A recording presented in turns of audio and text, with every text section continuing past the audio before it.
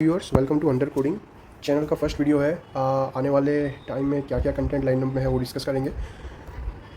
जैसे कि आप सबको पता है कि जब भी डीएसए प्लेसमेंट्स की बात होती है तब जो भी फ्रेशर्स है, न्यू कमर्स है या एक्सपीरियंस लोग हैं वो कोई पर्टिकुलर शीट फॉलो करते हैं। बहुत सारी सीट्स अवेलेबल है जिसमें 400 प्लस क्वेश्चन है। सभी मतलब एक पर्टिकुलर यूनिक फ्लेवर का कॉम्बिनेशन है और लोग वो ट्राई करके आगे बढ़ते हैं। मेरी प्लेसमेंट जर्नी में मैं by the way upcoming HD हूँ सैमसंग रिसर्च नोएडा में। ऑफर लेटर का वेट कर रहा हूँ अभी। हाँ, जो मेरा जर्नी था उसमें मैंने एक चीज़ मिस करी थी कि हाँ, सब जगह वेदर इट बी यूट्यूब और ब्लॉग्स, मोस्टली सब जगह बेसिक से इंटरमीडिएट लेवल बनने के आर्टिकल्स है, वीडियोस है, बट कहीं भी प्रॉपर रिवीजन का कोई प्लेलिस्ट है ऐसा कुछ नहीं है। जस्ट फॉर एग्जांपल कोई आपने टॉपिक कंप्लीट किया, मान लो 20 घंटे लगाकर, जैसे कि ट्रीज़ है, उसके कोई शीट के पर्टिकुलर आपने 50 क्वेश्चन करे, तो उसमें रिवीजन करने के दो तरीके हैं। या तो आपने नोट्स बनाओ, जो कि मोस्ट ऑफ द लोग बनाते नहीं है, और या तो उसी वीडियो को फिर से रिपीट देखो, जो कि ऑलमोस्ट देखा गया है कि उतना ही ऑलमोस्ट 50% ऑफ टाइम तो ले लेता है। तो चैनल का एम ये है कि जितना भी डीएसए की जो फेमस सीट्स हैं उनका रिवीजन कराया जाए, ताकि कोई भी टॉपिक, जैसे कि मैंने अर्लियर एग्जांपल लिया, 20 घंटे में आपने ट्रीज़ के 50 क्वेश्चन करे, तो उसे कंपेरेटिवली कम टाइम में, जैसे बिंज वॉचिंग करते हैं वैसे मल्टीपल बार कोई भी चीज़ देखोगे तो आपको वो कॉन्सेप्ट्स उतने क्लियर होंगे। सेकेंड जो टॉपिक है वो अपना केवीएट्स है। केवीएट्स के बारे में क्या, जैसे कि आप सब जानते हो कि अगर कोई भी प्रॉब्लम का सॉल्यूशन सिर्फ अगर रट ले, तो इंटरव्यूअर जो सामने वाला होता है, मोस्ट ऑफ द केसेस में उसके पास इतना एक्सपीरियंस होता है कि वो 5 मिनट बात करके वो बता सकता है कि इससे सिर्फ ऑप्टिमल सॉल्यूशन पता है या इससे मतलब आगे पीछे की चीज़ें पता है। जस्ट फॉर एग्जांपल एक सबसे बेसिक चीज़ लेता हूँ, जिन्होंने टीच करा होगा उन्हें पता है कि इन ऑर्डर और प्री ऑर्डर कितने बेसिक क्वेश्चन है। अगर इंटरव्यूअर अगर आपकी डेप्थ ऑफ नॉलेज चेक करना चाहता है तो वो पूछेगा इटरेटिव दोनों के सॉल्यूशंस बता।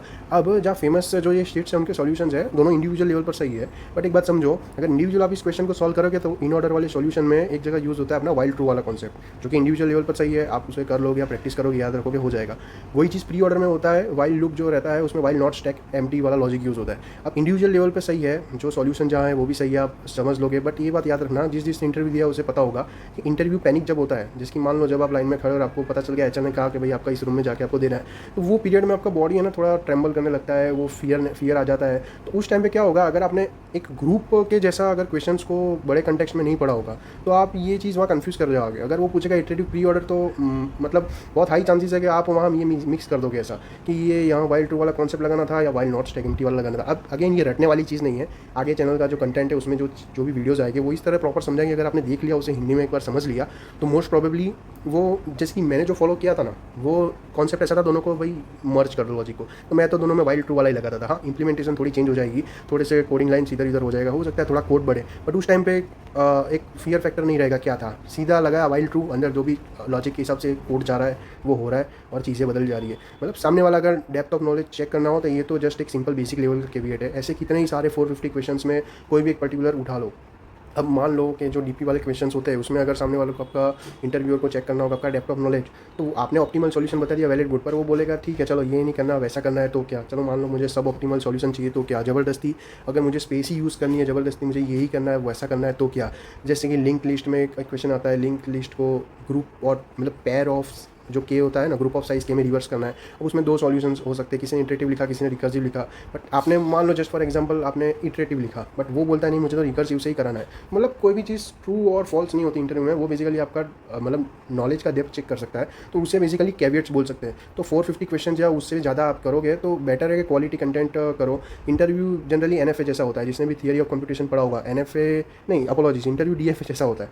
एनएफए मतलब भाई सही सही आप चलोगे तो आ गया, कहीं भी गलत आया तो आपने एरर स्टेटमेंट डाल दिया, ऐसा नहीं। इंटरव्यू डीएफए जैसा होता है कि भाई आपको डिटर्मिनिस्टिक पता है, उसने बोला ये तो आपने बता दिया ये करोगे तो ऐसा होगा, उसने बोला ये तो आपने बोला ठीक है ऐसे जाओ तो वैसा होगा। चैनल का लॉन्ग टर्म जो है गोल वो है कि भाई जैसे हमारा 2020 से एक चीज़ चालू हुई थी एक, कि हम कोई 500 क्वेश्चन वाली सीट उठाकर ये कर देंगे, तो नो डाउट ये आपको इनिशियल अच्छा एक्सपोजर देगा। इंटरव्यू में क्या होता है कि जनरली जब दो ह्यूमन सामने सामने होते हैं तो दोनों की कैपेसिटी होती है। जस्ट फॉर एग्जांपल के मान लो किसी ने 1000 क्वेश्चन करे हैं, अगेन मैं नंबर ऑफ क्वेश्चन इसलिए कह रहा हूँ कि सामने वाले की लिमिट है। ये ओए जैसा नहीं है कि कहीं से कोई भी क्वेश्चन उठा के आ जाए। डीएसए की सीट कोई भी गारंटी नहीं करती कि आपने 400 क्वेश्चन की, 800 की है तो आप पक्का किसी कंपनी का ओए निकाल ही लोगे।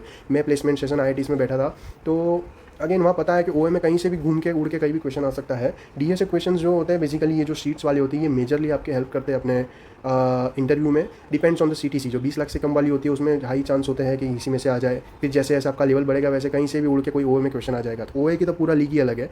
ये चीज़ हम बात करें इंटरव्यूज़ के बारे में, तो लॉन्ग टर्म ये है कि जैसे उस टाइम 2020 में ये स्टार्ट हुआ था एक कैंपेन ये वाला, तो वैसे ही कोड फोर्सेस के जो क्यूरेटेड 300 प्लस क्वेश्चन हैं लॉन्ग टर्म में चैनल का ये प्लान है कि उसके वीडियो सॉल्यूशंस मिले। एज ऑफ नाउ अगर आप कोई पिक मतलब कोई बनाते हो प्लेलिस्ट या कंबाइन करते हो किसी को, तो सबके सॉल्यूशंस अवेलेबल है, नो डाउट सब कुछ फ्री है, बट आपको स्कैटर्ड मिलेगा, कोई भी कंपाइल्ड वे में नहीं मिलेगा ऐसा कि आप उसे एकदम पर्टिकुलर अमाउंट ऑफ टाइम में आप टारगेट कर पाओ। नो डाउट अगर आप इस चैनल के ये नहीं भी देखोगे तो भी आप कर सकते हो, बट उस केस में टाइम ज़्यादा लगेगा। ये ऐसा समझो कि हल्का सा थोड़ा स्पून फीड हो रहा है, एक ही जगह पर आपको क्वेश्चन के सॉल्यूशन मिल रहे हैं। तो कोड फोर्सेस वाला जो 300 प्लस क्वेश्चन के सॉल्यूशन है ये लॉन्ग टर्म का प्लान है चैनल का।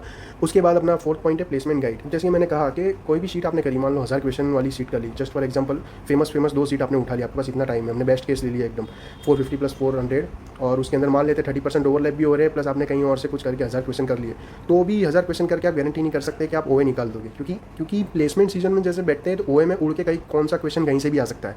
तो ओए की जो प्रिपरेशन स्ट्रेटजी होती है वो ये इंटरव्यू से पूरी अलग होती है। उसका मैं आपको लॉन्ग स्टोरी शॉर्ट में बता देता हूँ, वो बाद में आगे के कंटेंट्स में हम वीडियोज़ में अच्छे से और डेप्थ में बात करेंगे। इसकी ओए में क्या होता है, मान लो कि प्लेसमेंट सीजन चला तो कहीं ना कहीं व्हाट्सएप ग्रुप बन जाएगा, कोई टेलीग्राम ग्रुप बन जाएगा, वहाँ पर फॉर रेफरेंस जैसी कोई एक्स कंपनी आई किसी कॉलेज में, तो वहाँ पहले आई, तो हो सकता है वो कंपनी किसी और कॉलेज में बाद में आए, तो वहाँ से आपको वहाँ के कोई बता देंगे कि भाई ये पर्टिकुलर क्वेश्चन आया था, तो जिस टॉपिक पे क्वेश्चन आया है वही चांसेस है कि वैसे ही टॉपिक पे क्वेश्चन वहाँ आ सकता है। तो ओए की स्ट्रेटजी ये होती है कि आपने किसी कंपनी एक्स को टारगेट किया, तो आप देख लो कि आपके कॉलेज में आने से पहले वो कहाँ रिसेंटली आई है, लास्ट 2-3 महीने में कहाँ हायर किया है उन्होंने, किस टॉपिक के क्वेश्चन पूछे, वैसे आप करो। तो वो एक जो लास्ट 2 मंथ का जो विंडो होता है ना, वो इंपॉर्टेंट होता है ओए में। जबकि इंटरव्यू में जैसे मैंने कहा कि एक ह्यूमन लिमिटेशन आ जाता है, सामने वाला भले एक्सपीरियंस अच्छी बात है पर हाई चांसेस है कि आपने वो जो फेमस क्वेश्चन करे होंगे ना वो या तो वहीं से आएगा या तो उसका कोई डेविएशन आएगा, या तो भी बहुत एक्सट्रीम केस में कोई है कंपनी जैसी मान लो क्वांट रोल के लिए आई है, वो सब फिर जितना सीटीसी हाई उतना फिर उसका वो जो ब्लास्ट रेडियस है ना वो उतना बड़ा होता है।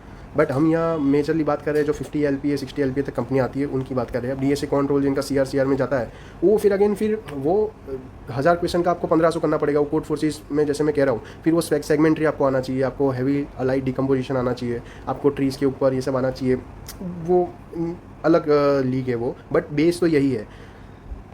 अब आगे बात करते हैं। हाँ, तो ये 4 पॉइंट है। तो अगर आपको फर्स्ट प्रायोरिटी में रिविजन्स चाहिए तो आप कमेंट करना, कुछ सजेशन चाहिए तो आप सजेशन डाल देना, लाइक करना, मोस्ट इंपॉर्टेंटली शेयर करना। रीज़न ये है कि मेरे पास अभी जो टाइम है जॉइनिंग से पहले मैं चाहता हूँ कि अगेन मतलब जो मेरा प्लेसमेंट का एक्सपीरियंस रहा है मैं उसे शेयर करूँ। जो न्यू कमर्स है या जो स्विच करने का ट्राई कर रहे हैं उनके साथ जो हेल्पफुल हो तो आई विल बी ग्रेटफुल।